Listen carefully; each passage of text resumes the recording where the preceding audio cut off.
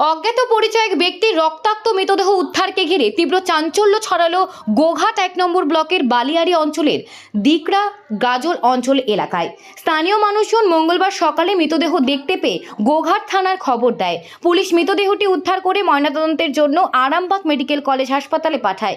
স্থানীয় বাসিন্দারা জানান ওই ব্যক্তি এলাকার কেউ নন, হয় তাকে বাইরে থেকে নিয়ে এসে এখানে খুন করা হয়েছে, হয়তোবা বাইরে খুন করে ওখানে ফেলে দেওয়া হয়েছে।